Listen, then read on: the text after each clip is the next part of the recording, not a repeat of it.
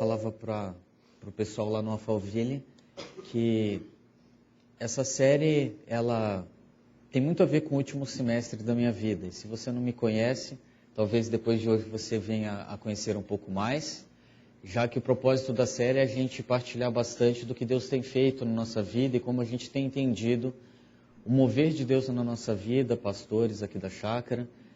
E eu comentava ontem também que, para mim, começando esse ano aqui na chácara, é um privilégio fazer parte de algo que a gente via como pastor em outra igreja, muitos pastores amigos também vêm, fazer parte disso e ver o mover de Deus aqui. Eu espero conhecer vocês, me aproximar de vocês cada vez mais, talvez até mais dos jovens, né, que vai ser o contato mais direto, o pessoal da comunidade virtual.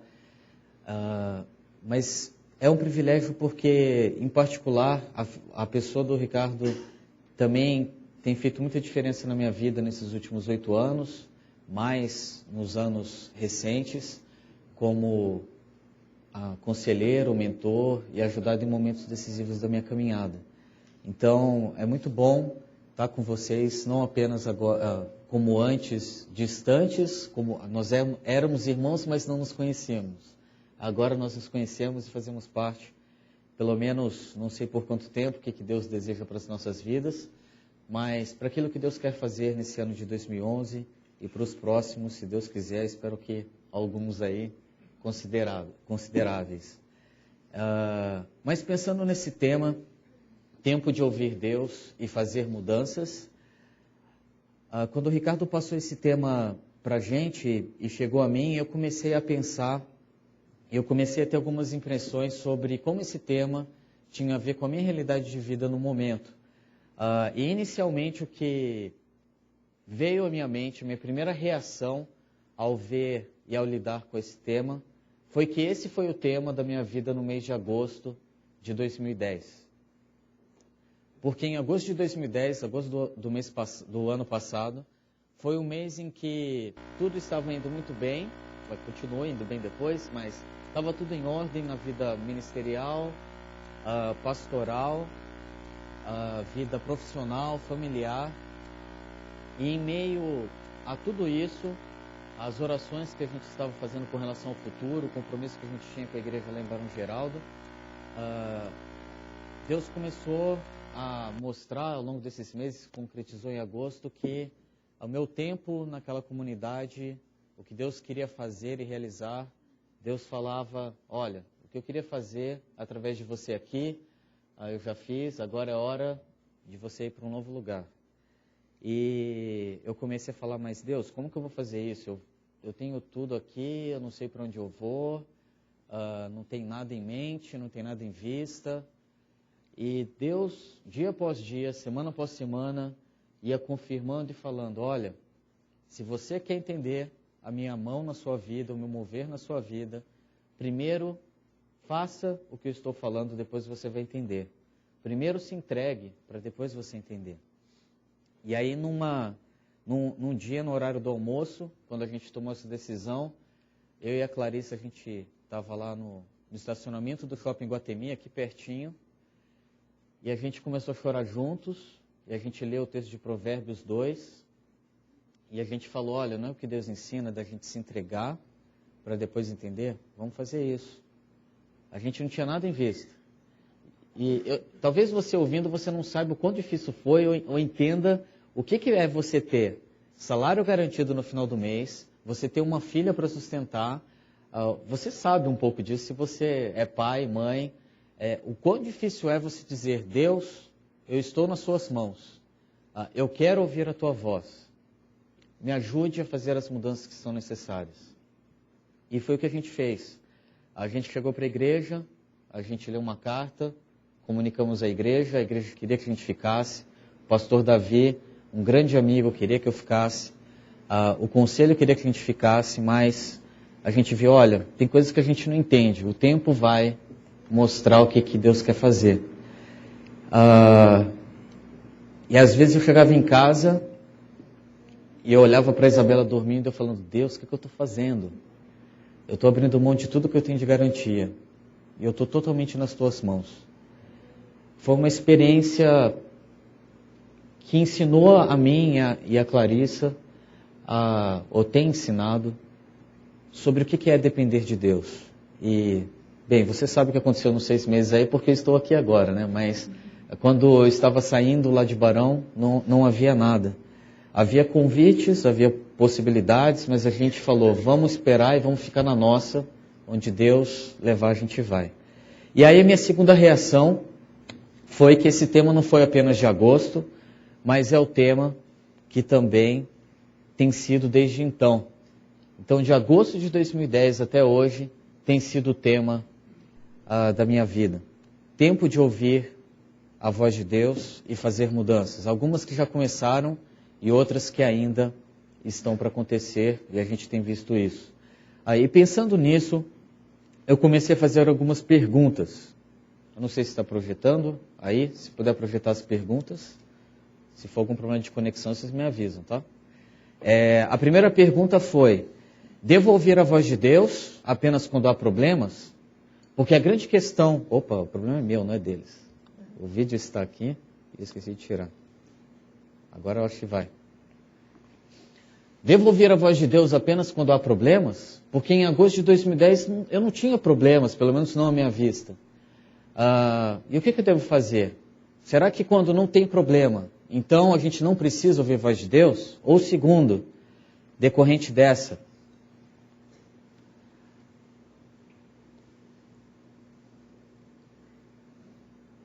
eu acho que travou o negócio aqui. A hora de ouvir Deus e fazer mudanças? Foi. Se tudo está indo bem em minha vida, isso significa que estou e me manterei no centro da vontade de Deus? Em agosto do ano passado, para fechar esse ciclo e fazer as mudanças, eu comecei a me perguntar isso. Se tudo está indo bem na nossa vida, não significa que a gente está no centro da vontade de Deus? E eu comecei, fazendo essas perguntas, a ver 2 perigos que poderiam acontecer comigo. O primeiro deles era o perigo do status quo. É aquela filosofia que a gente tem quando a gente vê no futebol, que é em time que está se ganhando não se mexe. Então, se está com os 30 do segundo tempo e você tem mais 15 minutos, para que mexer no time? O time está ganhando já. Mas quem disse que o time vai continuar ganhando até o final? Será que não é necessário, às vezes, você justamente fazer uma substituição para o time continuar ganhando? E eu vi um risco que eu estava correndo, que era manter as coisas como estão porque está tudo em ordem. Mas o que Deus está falando para mim? O outro perigo, que eu também não queria cair, era o perigo da mudança. Que é mudar simplesmente por mudar, ou mudar, mas sem ter as motivações corretas. E a oração que eu fiz nesse tempo, às vezes com a Clarissa, às vezes sozinho, foi: Deus, se for para eu ficar onde eu estou, ministerialmente, profissionalmente, que seja pelas razões corretas, que não seja pela comodidade, pelo conforto, pelas garantias. E se for para eu sair, que não seja também pelas razões erradas, que sejam pelas motivações corretas.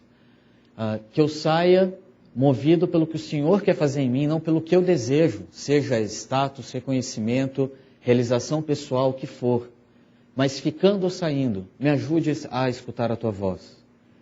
De certa forma, talvez não diretamente isso se aplica a você, mas em momentos da nossa vida, quando a gente tem que escutar a voz de Deus, de modo pontual ou contínuo, eu e você, a gente cai nesse risco.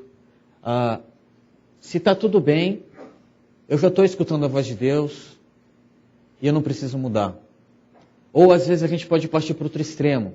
E a gente justifica dizendo que Deus está nos movendo e a sua voz está nos movendo numa determinada direção, porque a gente está insatisfeito com o que está acontecendo antes, ou com o que está acontecendo no momento da nossa vida. Das duas formas existe o perigo.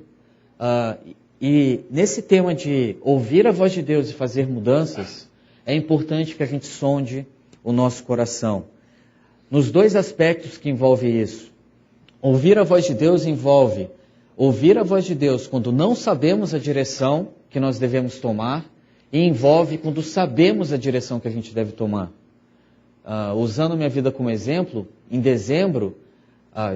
em agosto, eu não sabia a direção que eu ia tomar, e o desafio foi dizer: Deus, eu quero escutar a sua voz.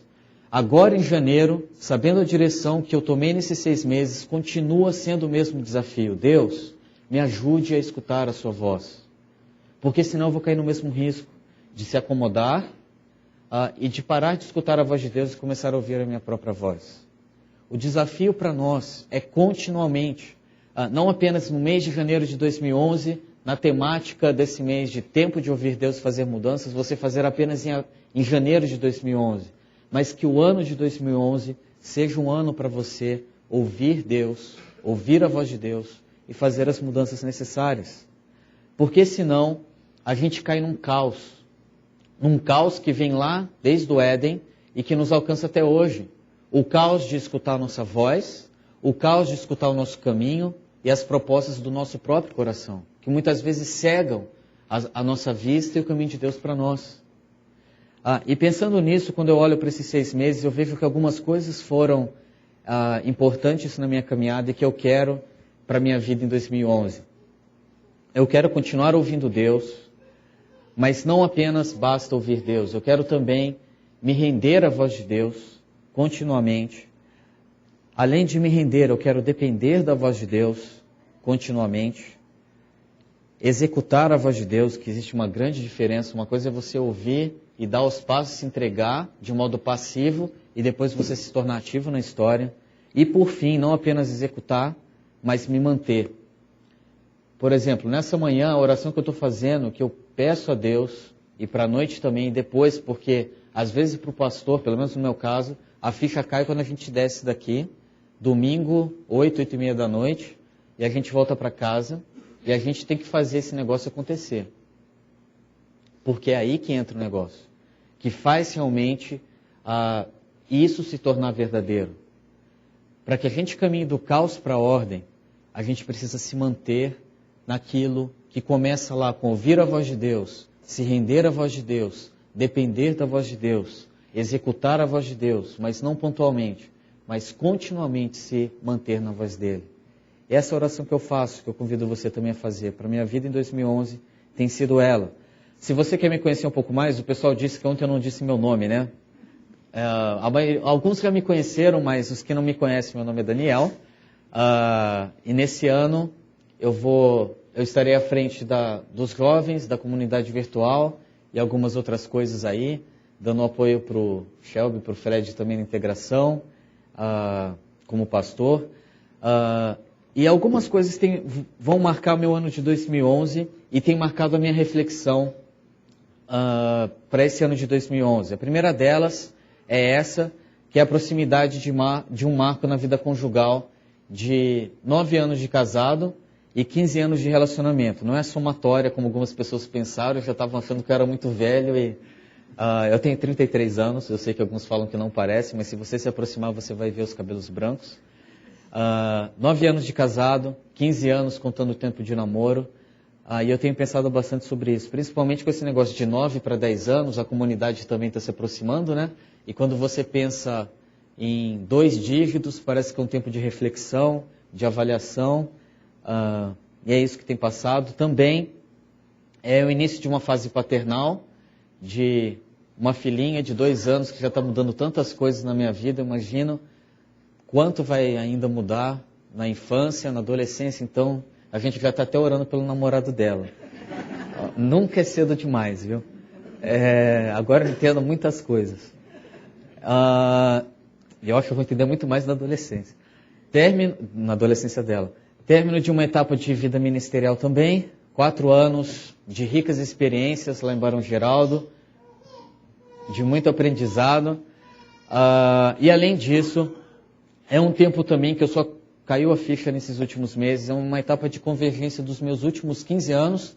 Não só pela entrada da Clarissa na minha vida, mas também pelo aspecto acadêmico e profissional que eu vejo se fechando, tanto no aspecto da computação, da formação que eu tive, como da formação teológica também, no acadêmico e no profissional. E a minha pergunta está sendo, Deus, o que o Senhor quer que eu ouça diante desse cenário da minha vida, na vida pessoal, na vida profissional e tudo mais? E geralmente no começo do ano, tem uma música que vem sempre à minha mente, ou quase sempre, que é a música Seasons of Love. E aqui tem uma parte dessa letra que eu queria partilhar com vocês, antes da gente escutar propriamente a música. Mas quando eu olho para essa letra, eu penso bastante no começo de ano, em como eu quero que meu ano seja medido. Então vamos à letra. 525.600 minutos é o número de minutos num ano. Depois você pode fazer a conta para conferir. 525.000 momentos especiais. 525.600 minutos. Como se mede um ano? Em manhãs, em pôres do sol, em fins de noite, em copos de café, em centímetros, em quilômetros, em risos ou em discussões. 525.600 minutos. Como se mede um ano de vida? A letra continua. 525.600 minutos. 525.000 jornadas a planejar. 525.600 minutos. Como medir a vida de um homem ou mulher? Talvez em lições que aprendeu, ou nas vezes em que errou, em pontes que ergueu, ou no quanto chorou. E olhando para essa letra, eu também penso em 2011, como que eu posso medir o meu ano de vida? Em lições aprendidas, nas vezes em que eu vou errar e fracassar, nos erros que eu vou cometer, no quanto eu vou construir, nas vezes que eu vou chorar e lamentar algo, uma perda, ou passar por uma dor e por um sofrimento. O interessante é notar que essa música ela faz uma proposta para nós. Eu queria partilhar com vocês e que você pudesse também pensar no que essa letra traz, e depois a gente volta aqui a conversar.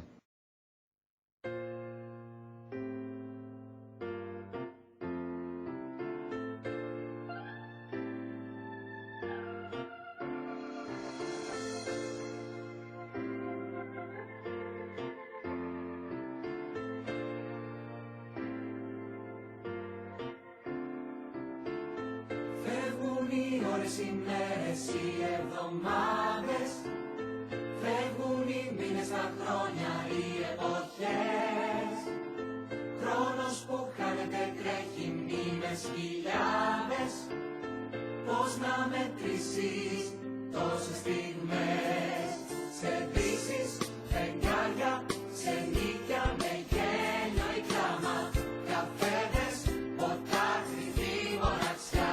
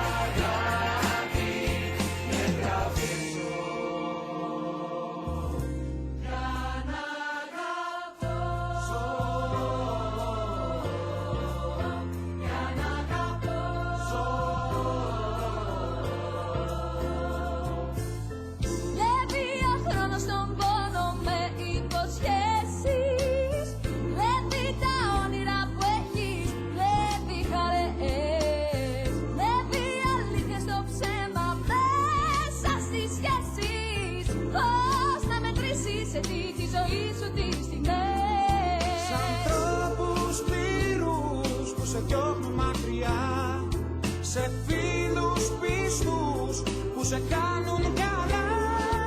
Σαν κύκλος που αρχίζει και τελειώνει στην αρχή. Έτσι μας γυρίζει, μας πάει όπου θέλει η ζωή. Θυμήσου τι. Ποτέ μα ποτέ μην ξεχνάς την αγάπη.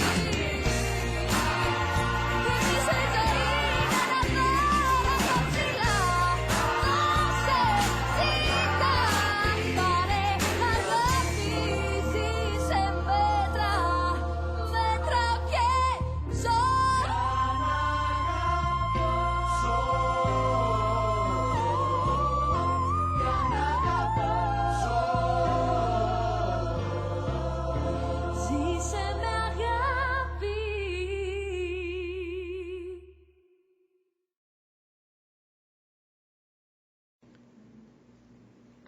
Eu esqueci de falar que o musical estava em grego.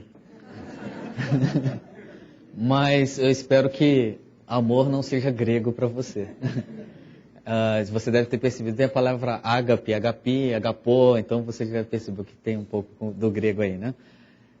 O interessante quando eu olho para essa música é que ele fala, meça sua vida em amor. Então, pronto, né? Já acabou aqui a nossa reflexão, eu já falei da minha vida, a gente já ouviu o que a gente tem que fazer, vamos para casa e faz. A grande questão é, como que a gente mede a nossa vida em amor?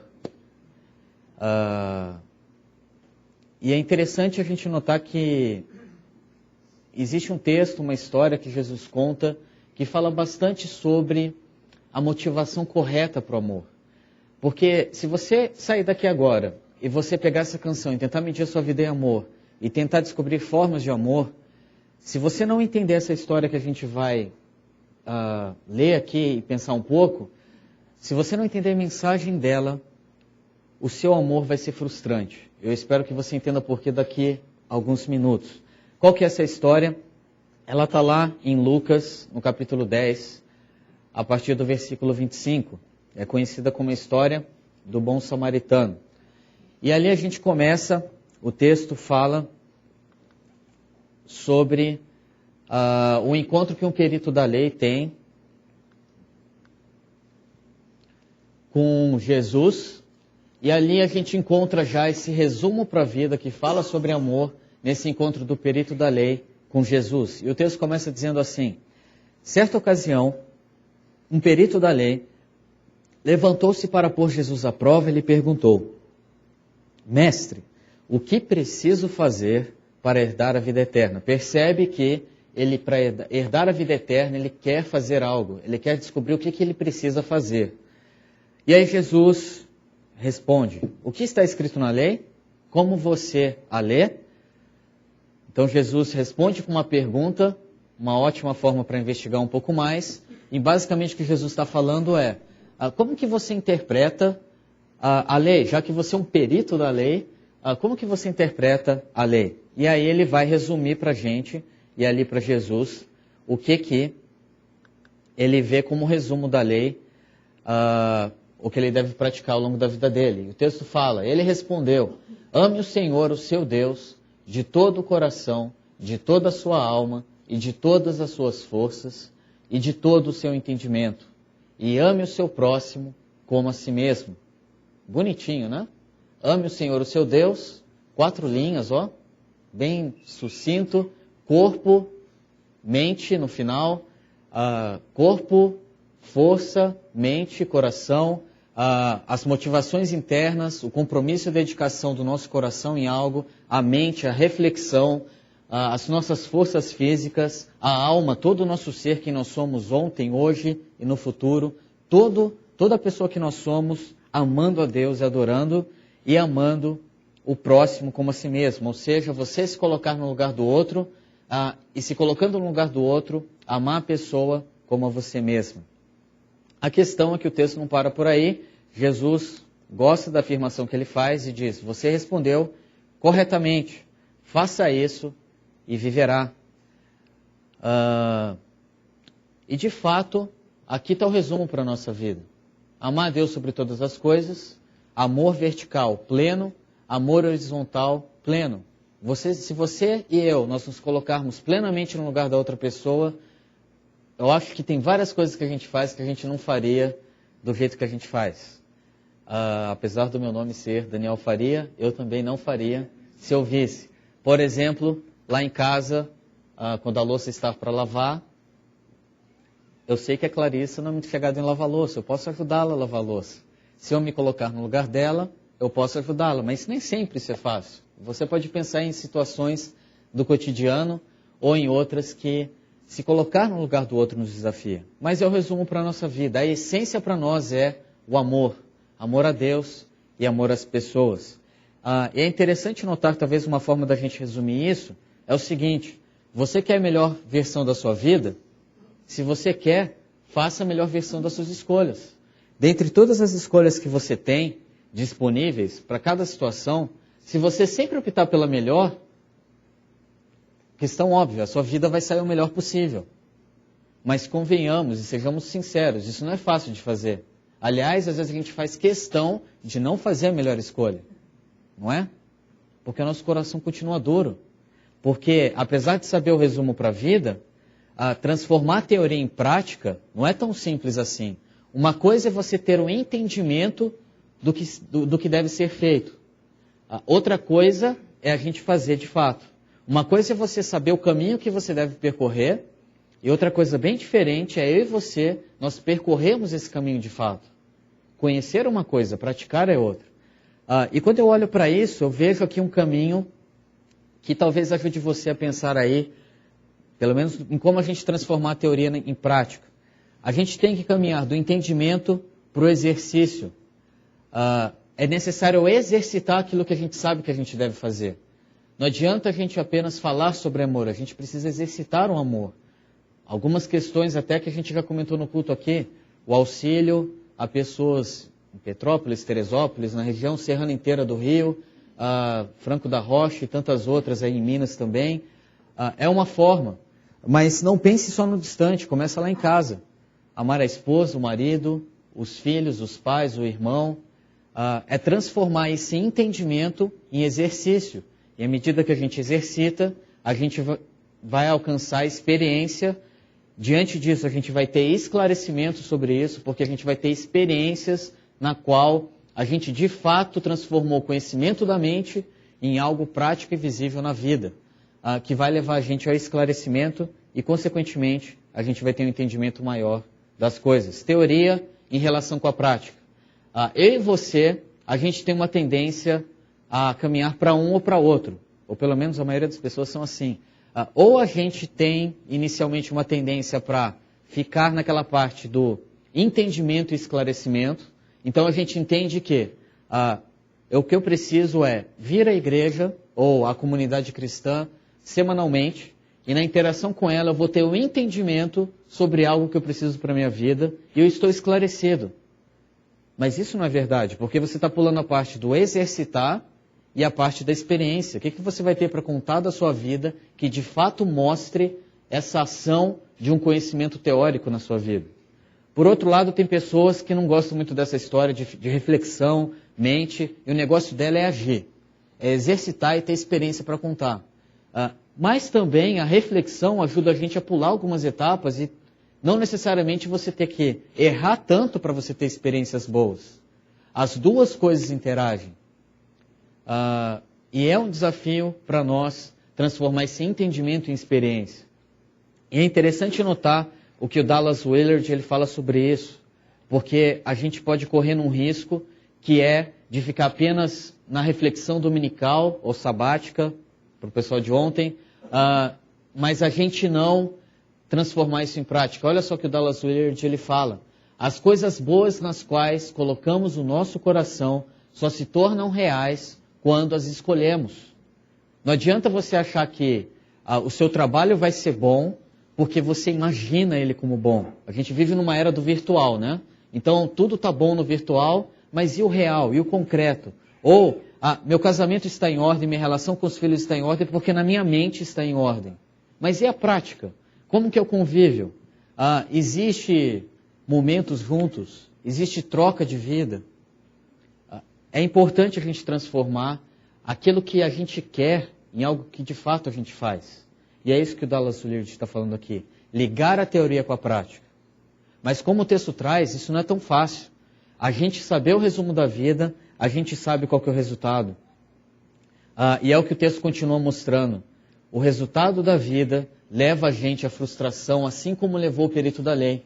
Para o perito da lei não é suficiente a palavra de Jesus que fala, olha, você definiu muito bem, pronto, faça isso. Ele fica insatisfeito. E ele fala, mas ele, querendo justificar-se, perguntou a Jesus, e quem é o meu próximo? Porque o perito da lei, ele sabe o que ele deve fazer. Mas de alguma forma, parece que ele não consegue. O que eu acho engraçado aqui é o seguinte, ele é perito na lei, e ele não sabe definir o que é próximo. É tão básico, mas ele está insatisfeito, ele tem algum tipo de frustração, onde ele quer saber mais. Se no início era para provar Jesus, eu pessoalmente já não sei mais se aqui é para provar Jesus ainda, ou se ele já está começando a colocar mais do coração dele e querendo saber mais dessa história. porque ele quer exemplo. Ele quer entender um pouco mais disso. E aqui começa o desafio, porque eu e você, a gente cai num grande desafio. Nem sempre ouviremos de Deus o que gostamos e desejamos, mas certamente ouviremos o que precisamos. O perito da lei, na minha opinião, ele se arrependeu de fazer essa pergunta, pelo final da história. Mas é o caminho necessário, ouvir Deus para fazer as mudanças. E pensando nisso até, eu queria partilhar com vocês uma situação pela qual eu passei, onde essa frase, eu olho para ela e eu lembro dela.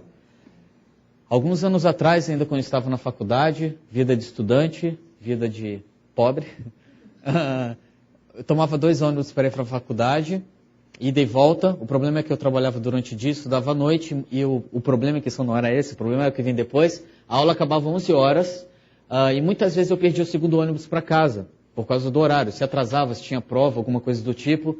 Da Unicamp até em casa, eu morava aqui perto, era longe. Hoje já tem ônibus, você pode pegar ônibus de Valinhos, tal, que passa pelo Norte-Sul, mas naquela época não tinha isso. Eu levava de 1 hora a 1 hora e pouco, principalmente à noite. E muitas vezes o que acontecia é que eu perdia o segundo ônibus. E aí, num desses dias, eu estava lá caminhando, desci do primeiro ônibus, estava caminhando em direção de casa, e passando por uma das ruas, numa subida, a rua tinha acabado a luz, o poste estava desligado, alguma coisa do tipo, e eu passando ali, vendo aquela escuridão, eu comecei a orar assim: Deus, se passasse alguém aqui, agora, eu ia tremer nas bases, eu ia morrer de medo, e eu não ia ser o cristão que eu deveria ser.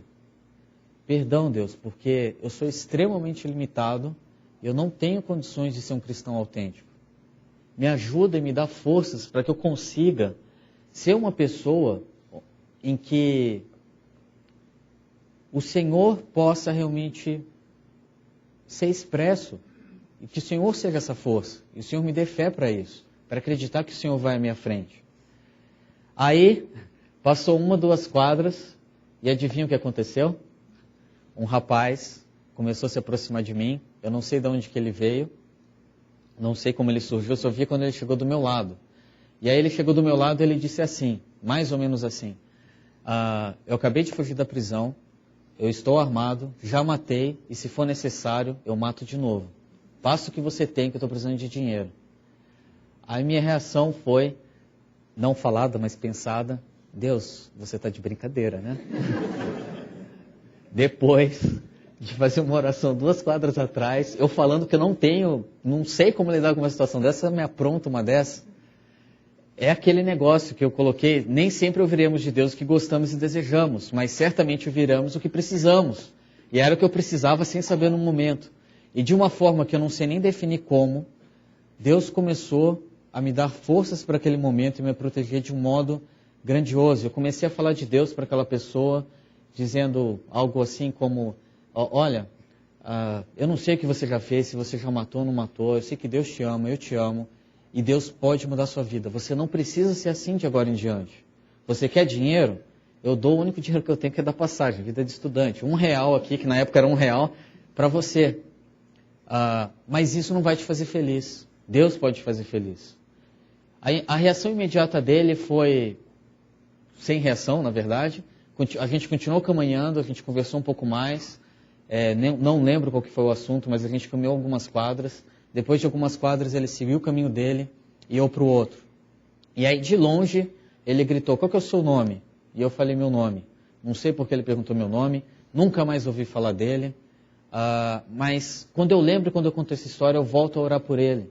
E eu lembro que entendimento precisa se transformar em experiência. E eu lembro também, dentro desse tema, que tempo de ouvir Deus, às vezes é ouvir o que a gente não quer. Mas é também tempo da gente encontrar as forças, não em nós, mas em Deus.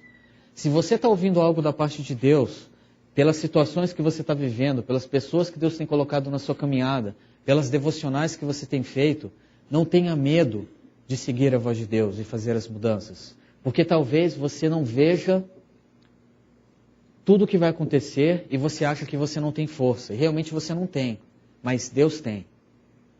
E lembre-se do que Paulo diz, que nós podemos tudo, e ali é muito no sentido de tudo nós podemos suportar naquele que nos fortalece. Deus nos fortalece. mas a gente já está fugindo um pouco. A questão é ouvir Deus. Às vezes a gente ouve aquilo que a gente não quer, e é o que vai acontecer aqui com o perito da lei. Jesus vai então começar a contar uma história, como ele sempre gosta de contar a história, ele conta em resposta aqui uma história. Em resposta, disse Jesus: um homem descia de Jerusalém para Jericó, quando caiu nas mãos de assaltantes. Estes lhes tiraram as roupas, espancaram-no e se foram, deixando-o quase morto. Para o perito da lei que está escutando essa história, ele sabe que existe um caminho entre Jerusalém e Jericó que é perigoso. É tão perigoso que parte desse caminho é conhecido como caminho de sangue, porque era extremamente violento e era realmente perigoso. Então, quando Jesus conta uma história, ainda que fictícia, falando disso, quando cair em mão de assaltantes não há surpresa para ele. E esse homem que caiu na mão dos assaltantes ficou nu, foi espancado e foi deixado quase morto. E a história continua. Aconteceu estar descendo pela mesma estrada um sacerdote. Quando viu o homem, passou pelo outro lado. E assim também um levita. Quando chegou ao lugar e o viu, passou pelo outro lado. O interessante aqui é que as duas pessoas, os dois personagens que entram nessa história, são o sacerdote e o levita. O que eles têm de similaridade? Os dois cuidam das coisas de Deus no templo e os dois são responsáveis pelo cuidado das pessoas. Perceba o que Jesus está fazendo na história. Ele está citando duas pessoas que são exemplos daquele resumo da lei, de amar a Deus sobre todas as coisas, contato direto com Deus e contato com as pessoas. Mas o sacerdote e o levita, os dois que deveriam cuidar das pessoas, ironicamente não cuidam. Eles, antes disso, eles passam pelo outro lado. E antes que você olhe para o sacerdote levita e diga assim, se ele fosse o sacerdote da minha igreja, o levita, o pastor lá na frente, ia falar, brincadeira, em hora de pensar no novo pastor e numa nova liderança, nos novos músicos, né? Levitas tinham muitos músicos. Antes que você diga isso, eu quero que você imagine uma situação, para defender o nosso trabalho aqui, né? Imagine você saindo daqui à noite, ou você, em algum horário durante a semana, pegando a Dom Pedro, meia-noite, e aí você encontra no canto uma pessoa no chão, que possivelmente está ferida e precisa de cuidados. O que você faria? Eu sei o que eu faria. Eu não faria nada. E muitas vezes o que acontece comigo e com você é o que acontece com o sacerdote e com o levita, porque e se acontecer algo comigo? E o risco que eu estou correndo? O sacerdote e o levita é eu e você. Não adianta a gente achar que não é. Porque, ainda mais falando de violência na região de Campinas, quem quer parar para... O que a gente talvez faria era, depois de 1 quilômetro, 2, não sei nem se todos, mas ligar para uma polícia rodoviária e falar para dar um socorro à pessoa, possivelmente que está ali. E é capaz até da polícia rodoviária ir com a arma segurando assim, ou... Não sei se a polícia rodoviária tem arma, na verdade estou chutando aqui. Ou chamar alguém armado para ir, porque de repente não é, e é uma simulação para assalto. Esse é o mundo que a gente vive e é muito similar ao que acontecia nessa estrada. Amar é uma coisa na teoria. Na prática, você sentir na pele e se colocar em risco é outra. E é o que acontece nessa história. O resultado da nossa vida revela esse egoísmo. A gente pensa muito na gente e a gente se esquece do outro. Graças a Deus que o texto não termina aqui.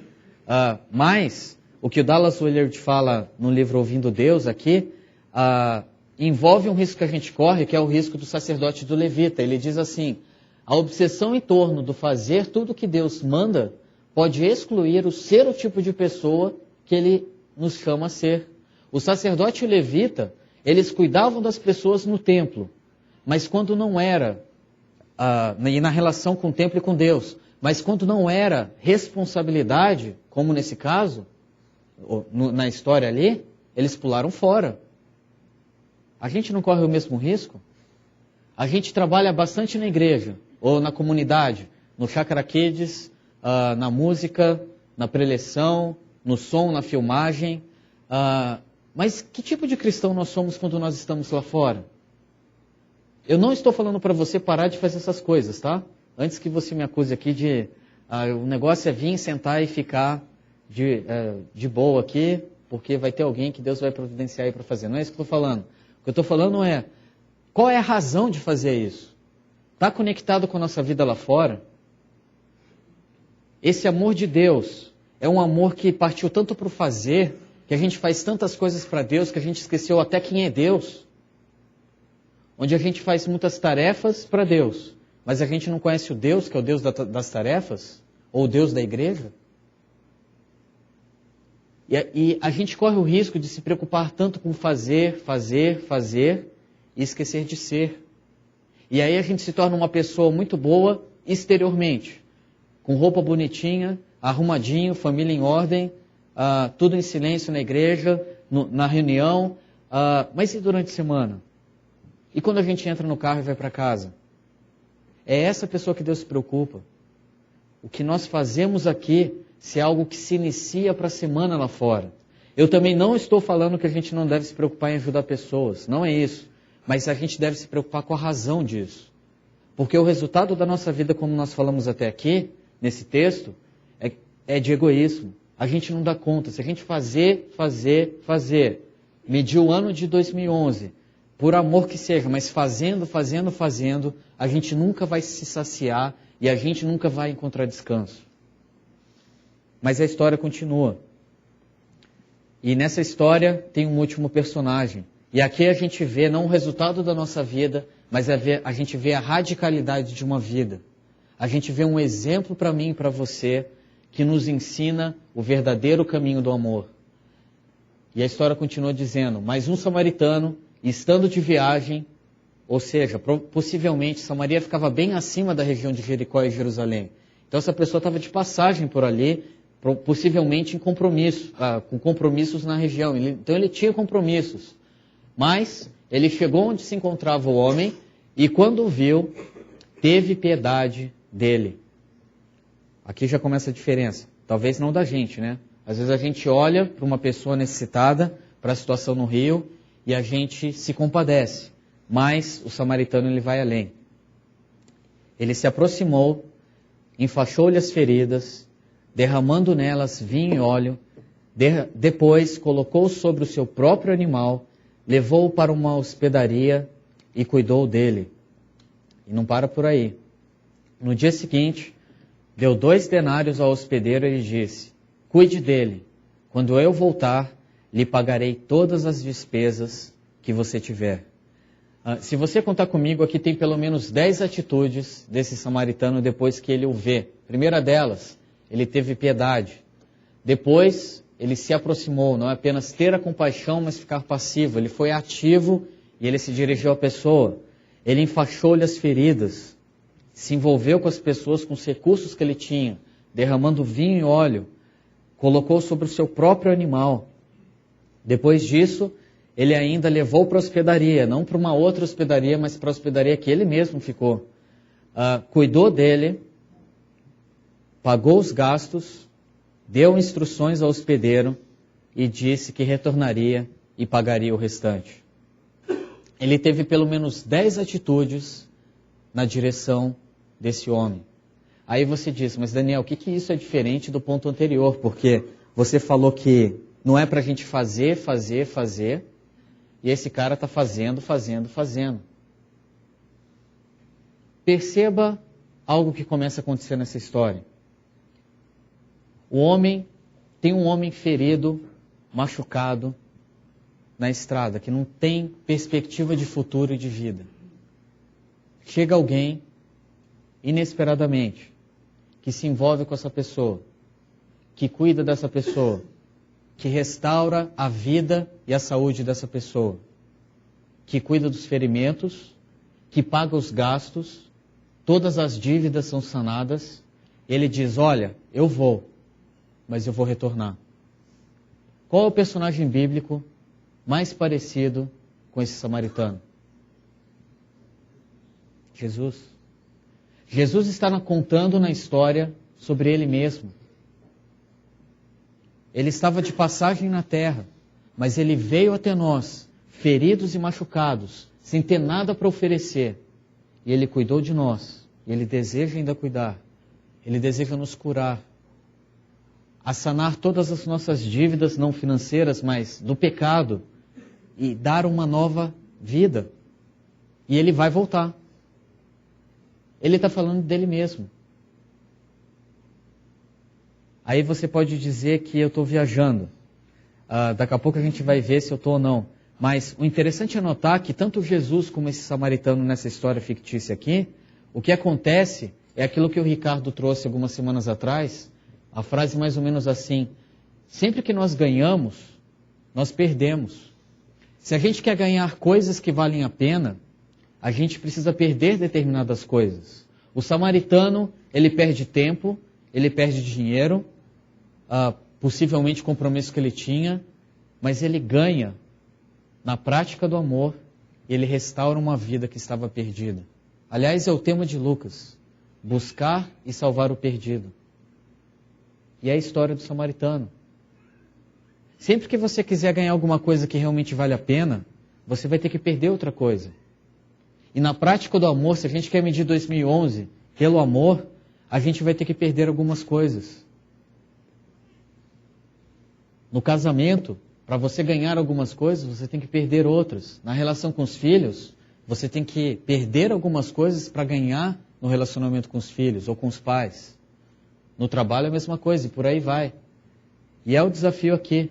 E foi o que Jesus fez por nós, porque Jesus, ao contrário da história aqui do samaritano, ele não apenas colocou a vida em risco, porque o samaritano, ele colocou a vida dele em risco. Jesus não colocou a vida em risco, ele perdeu a vida dele. Por mim e por você. Ele veio ao nosso encontro. E para você achar que eu não estou viajando na história, veja só como que essa história termina, e aqui a gente encontra a resposta para a nossa vida. Jesus pergunta para o perito da lei: qual destes três você acha que foi o próximo do homem que caiu nas mãos dos assaltantes? Aí, para você não se perder na pergunta, lembra qual foi a pergunta inicial do perito da lei? Lá no versículo 29, ele perguntou: quem é o meu próximo? Olha só como que Jesus coloca a pergunta de volta para ele. O perito da lei perguntou: quem é o meu próximo? E aí você vê Jesus dizendo: qual destes três, sacerdote, levita e samaritano, foi o próximo do homem que caiu nas mãos dos assaltantes? O que Jesus está fazendo? Ele está definindo o perito da lei como o homem que caiu nas mãos dos assaltantes. Porque ele fala assim: quem é o próximo do homem que está lá na estrada? Você quer saber quem é o seu próximo? Primeira coisa, você precisa saber que você está na estrada. Eu e você, nós somos feridos, machucados, quebrados na vida pelo nosso coração endurecido, que vem lá desde o Éden. E enquanto a gente continua com o coração endurecido, Deus não trabalha no nosso coração.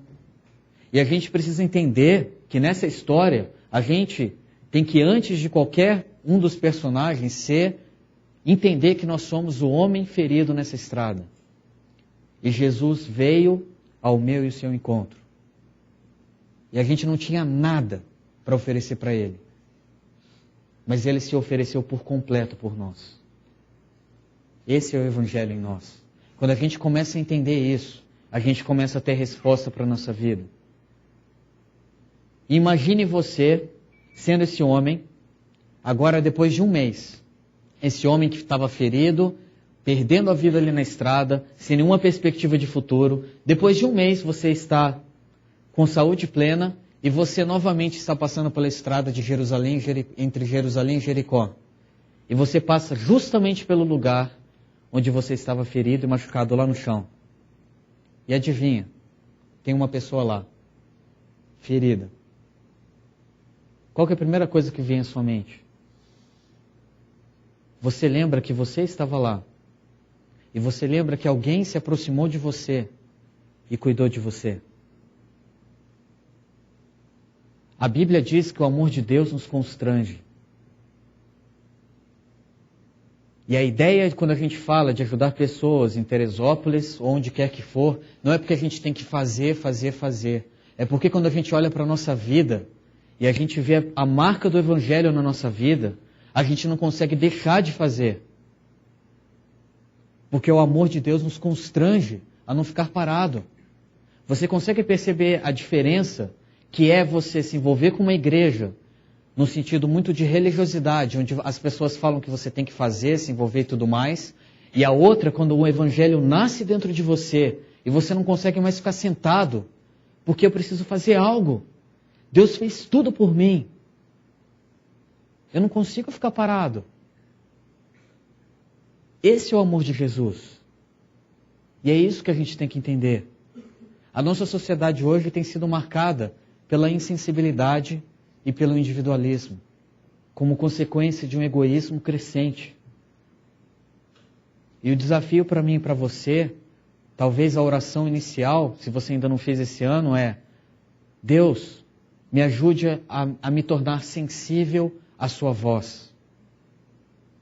Assim como esse samaritano que expressa quem Jesus foi e estava sensível a mim, machucado e ferido numa estrada. Me ajuda a me tornar sensível à sua voz na sociedade que me cerca. Sabe qual que é a coisa mais importante numa igreja, numa comunidade cristã? Não é se você tem um laptop na frente, não é se você tem projeção para internet, filmagem, não é se você tem uma equipe boa de recepção, de músicos, uma boa preleção. Sabe qual que é a coisa mais importante na igreja? A capacidade da gente se amar. A capacidade da gente se conhecer com o tempo e descobrir as falhas e os erros uns dos outros e dizer: eu vou continuar caminhando com você. E eu vou continuar do seu lado. E eu vou perdoar você. E eu quero que você também me perdoe, porque eu também sou falho. E eu também erro. Quando a gente começa a crescer nesse sentido dentro da igreja, e a gente começa a enxergar que nós somos diferentes, mas nós devemos ser um em amor. E a gente consegue levar isso para o nosso lar e dizer a mesma coisa para o nosso marido e esposa, e dizer: olha, o nosso casamento talvez não está do jeito que a gente sonhava, como era no namoro. Mas vamos continuar caminhando junto? As coisas não aconteceram como a gente planejava. Ou talvez você olhe para a sua estrada, você olha para trás e veja o quanto você já foi ferido e machucado por decisões que você tomou. Sabe o que Deus diz para você? Ele diz o que ele disse para Pedro no final da vida dele. Só para recapitular, em Marcos 14, quando você olha lá para a vida de Pedro, você vê Pedro fazendo algumas coisas. Primeiro, Jesus diz assim: todos vocês, discípulos, vão me abandonar. Pedro é o primeiro que toma a frente e diz: eu não vou abandonar, e além disso, se precisar, eu morro por você. Aí Jesus, com um balde de água fria, diz: você vai me negar 3 vezes antes que o galo cante 2 vezes. Ele diz: não vou fazer isso jamais. Pedro fala e não faz. Depois, Jesus chama Pedro, Tiago e João para ir para o Getsemane orar. 3 vezes Jesus repreende porque os 3, ao invés de orarem, estão dormindo. Pedro é um deles. Pedro dorme ao invés de orar. Depois, Jesus foi preso. E na hora que ele foi preso, Pedro, ao invés de ficar, ele foge. Fugiu ao invés de ficar. E por último, conhecido de todos nós, Pedro nega ao invés de não negar Jesus. Ele fala o que não faz. Ele dorme e não ora. Aí depois ele foge e não fica. O resultado disso é que ele faz o que ele não falou que ia fazer. Aí eu olho para a vida de Pedro e eu digo assim: Pedro sou eu. Porque quantas vezes eu não falo e não faço? Eu durmo no ponto e não oro. Eu fojo e não permaneço com Deus. E eu acabo fazendo o quê? Eu faço o que eu não falo. Nós, como seres humanos, é a nossa tendência. Mas sabe o que é interessante nessa história? Depois que Jesus ressuscita, ele chega para Pedro e ele não vai relembrar tudo isso que Pedro fez. Ele só faz uma pergunta para Pedro: tu me amas? Sabe o que Deus se preocupa com a mim e com a sua vida? Não é com a nossa performance, não é com o nosso currículo familiar, profissional. Deus se preocupa com uma coisa só na nossa vida: tu me amas? como que nós reagimos ao amor dele por nós. Essa é a preocupação de Jesus. E esse é o desafio para nós. A caminharmos numa realidade de sensibilidade e a escutarmos a sua voz. E é pensando nisso que eu queria passar aqui um vídeo que ele mostra um pouco, para mim pessoalmente, a oração que eu quero fazer ministerialmente. Mas alcançando também a minha família, essa realidade de tecnologia que me cerca, talvez até como pastor da comunidade virtual, o perigo que há para mim, mas é de ter sensibilidade com relação às pessoas que me cercam. E eu espero que também esse vídeo possa ajudar você de alguma forma a refletir sobre a sua caminhada. Esse vídeo expressa para mim uma reação que a gente pode ter ao amor de Jesus, de maneira prática, quando a gente lida com as pessoas à nossa volta. Veja o vídeo, depois a gente volta.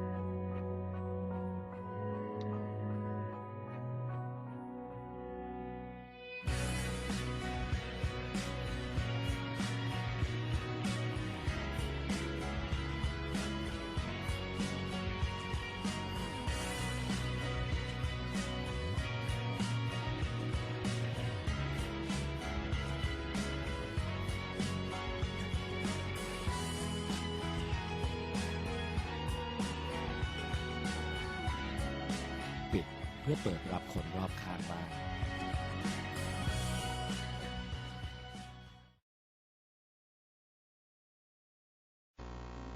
A oração que eu faço e que eu convido você também a fazer é que a gente aprenda a ter as conexões corretas. E a mais importante de todas elas é a nossa conexão com Deus. E a partir dela, terminar esse texto e vendo a palavra de Deus que vem ao perito da lei que seja a mesma que a nossa. Vai e faça o mesmo. O perito da lei ele responde, aquele que teve misericórdia dele foi a pessoa que realmente socorreu. E aqui Jesus diz, vai e faça o mesmo. Mas fazer o mesmo em reação àquilo que ele fez. E diante disso, talvez a gente pensar como uma forma de medir o nosso amor não pela nossa ação do amor, mas lembrar que a razão do amor, a motivação do amor, precisa acompanhar a ação do amor. Não adianta a gente ser muito ativo externamente no amor se a gente não tiver as motivações corretas. Então eu espero que a gente consiga caminhar nesse sentido em 2011, conhecendo cada um de vocês agora chegando também, aprender a amá-los, que vocês possam também contar comigo, você também na internet, que vou estar de certa forma com vocês virtualmente, mas até para as pessoas da internet, pedir liberdade aqui para o pessoal daqui, se você está na internet e você tem uma comunidade perto, é importante você se chegar e ter contato com as pessoas, porque não existe contato humano que seja substituído pelo virtual. Até o fato da gente ter essa transmissão pela internet é algo que de certa forma é temporário para que você caminhe na direção do contato físico. Pode ser uma contribuição adicional, mas o importante é o contato humano e a relação de perto. Lógico que tem pessoas que estão por diferentes partes do mundo, isso não é possível. Mas a gente pode crescer nesse sentido e você na internet também. E pensando nisso, eu queria deixar aqui algumas reflexões para nós. A primeira delas, em 2011, o que estou disposto a perder para ganhar? Não tem como ganhar se a gente não perder. O que você está disposto a perder para que você possa ganhar de fato? E a segunda pergunta: como será 2011 se eu medir minha vida em amor? Duas perguntas para auxiliar nessa. O amor de Deus em mim está transformando o meu caráter?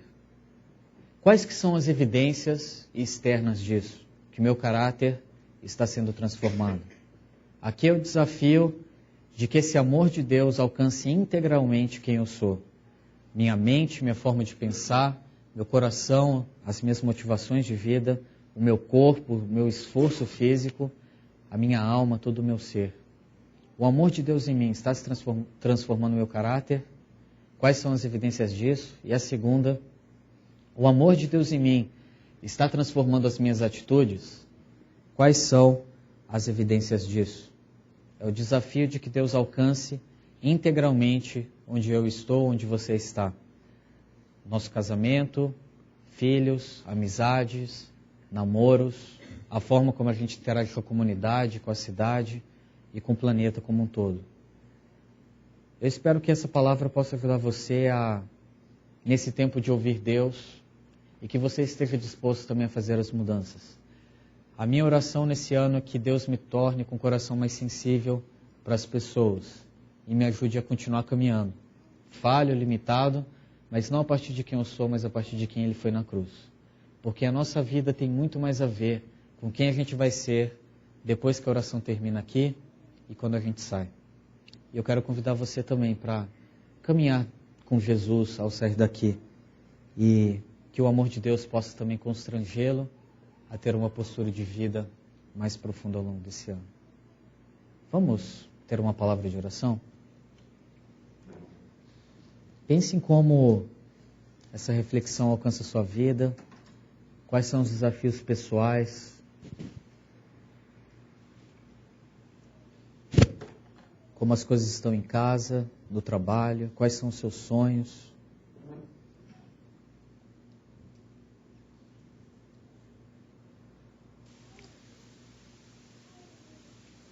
Deus, nós te pedimos que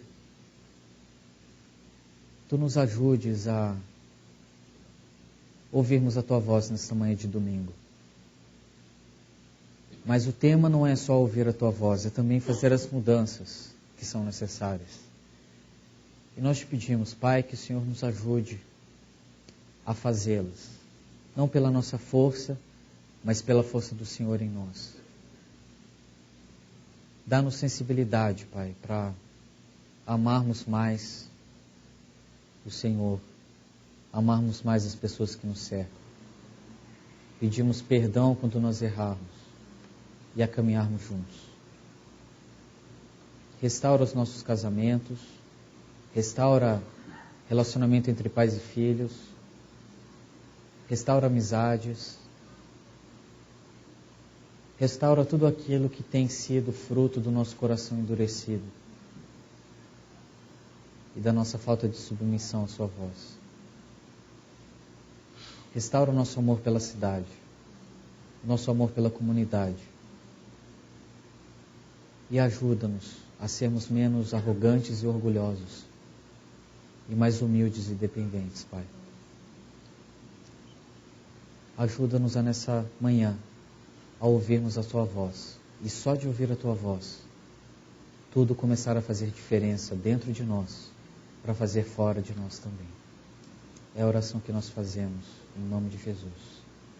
Amém.